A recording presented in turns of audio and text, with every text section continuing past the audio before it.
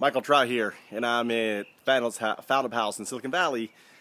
And today I'm installing a drip system. Now, I took off for a month, and I let the people at the house basically take responsibility of watering. That's all it took. So, to provide a better solution for those, because I'm going to be leaving now for 3-4 months. So the big concern is, the shit's going to die, Mike, if you leave. So, alright, let's put in a drip system. So what are the elements of a drip system? Well, first off, there's these timers. Now, we went with these. They are battery operated. And the reason why is we have no power out where we're at. Now, an idea of mine is to, and I wonder if anyone has one of these, and maybe you do, is basically have a battery system that replaces it that is hooked to a power solenoid that actually attaches to the roof, somewhat like this thing here. So imagine the power cord is coming in here, right? It's providing an adapter. That why couldn't I have some sort of system that plugs in, the battery goes in the back, it has the adapter, and the adapter goes to a little fuel cell up on top, right? That would be a good solution. So that would be great to offer that solution, so you can actually take the battery out and replace it with a solar solution. Every faucet needs to have basically a splitter. Why? One hose, one for the drip system. So this is a timer.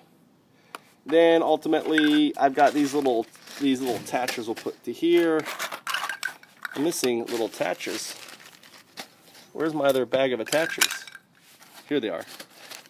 There's two groups of little attachers. So the long hose that's going to move the water to the areas is this. These hoses are known as basically soakers. I went with soakers instead of drip systems because it basically allows the water to come out and soak down. And the way that I plant, I'm not really trying to drip to specific plants. So we're growing vegetables and stuff like that. And I think that soakers work the best. And what they're going to do is one end is going to attach back to the other end. So it's going to create a nice even soak throughout the whole thing. And ultimately, these T's here is going to be for the soakers to create the loop. Ultimately, these units here are going to be for moving these larger pipes, and I've got a little putting holes in, and these little drip systems here that's going to attach. Now, obviously, in some places, I don't want the water just to start soaking, so I have got this line here that will attach to this and then attach to the soaker. So, and various different things. These are end caps for the line here, for the end. We've got elbows, or T-joints, and elbows, different things. So, and ultimately there's a place where I'm going to be running it up on the wood, so I've got these little staples to hold this pipe in place along it. So, this represents $300. So you can think of each drip system is $100. I got, I'm going to run one line here to the back here, another line in the front which is going to go along the side of the house and down here into these beds. It's going to go to a T around the back there where I have some trees that we want to water. And then in the rear, I've got those other beds. So let's install. So the first thing I want to do is add the T. So now this is the hose line, and this is going to be the drip system. So this side here is what's going to go onto the faucet. And this side here is where the water is going to come out. Now there's a couple of different timers here, which I'll go over later. But let's get that installed. So here, if I just turn on the water, like that, water's on. Here it is right here, this little line here. So this is on, and this now turns on the water to the hose. This turns on the water here. Okay, that's installed. Now, what I've done here is I've got it facing down because I want the pipe to come off. So I have the T like that, and that's pretty cool. So the timer is going to be on the side here, and the battery is on the back. Now, this thing is tricky to install, and I'm going to show you how to install it. But ultimately, this is another filter, so there's actually a double filter that's going to filter on here. And now this piece here you have to take off and install. All right, and I'm going to show you how that works. So you don't actually take this all the way off, you just push it on and then you unscrew it down and it locks. It's that simple. So a lot of people are trying to push the hose onto this thing, or push this on. What they'll do is try to put this on the hose and try to get this to thread back on here, and that doesn't work.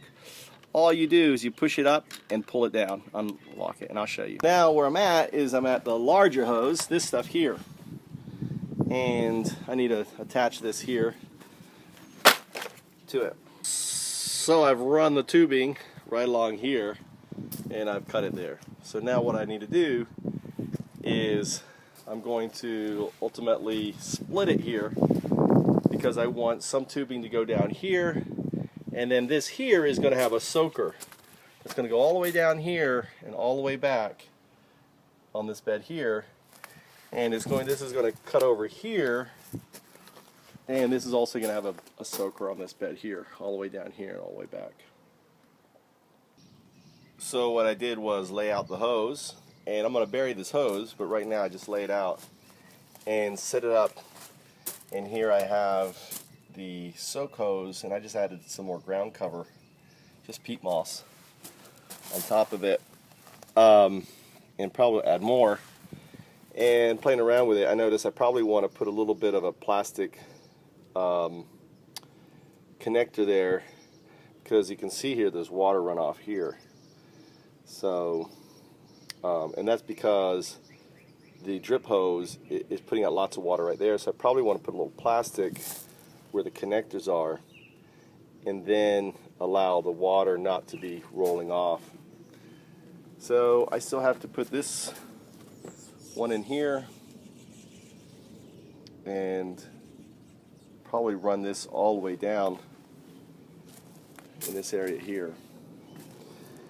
The other option too, what I'm thinking is I could actually run this pipe up against the wall here and have a watering system all the way around. So I may do that now that I'm installing it, because ultimately if I have the water running in here, there's an option to get in there. The other thing too is I could technically put a timer on here, or just run it all the way around. I think I want pipe running all the way around, because then I have a choice of running water to wherever I want it, anywhere in the garden. So I kind of like that idea. It's really all plug and play and a matter of trial and error. So I would strongly recommend not to buy a kit and actually just buy the pieces. You know, having a little timer unit, and I don't know if anyone else has a better product than this out there, but this was the best one that I can find. You've got your manual reset here. You can set basically frequency in hours, every hour, every 6 hours, every 8 hours. I'm doing every 8 hours, right? And then I'm doing it just for 3 minutes. 3 minutes of water every 8 hours. And if the plants look fine there, then what I'm going to do is go to 12 hours, maybe 5 minutes. So I'm not sure, every plant's going to be different, what's too much, what's too little. So that becomes trial and error.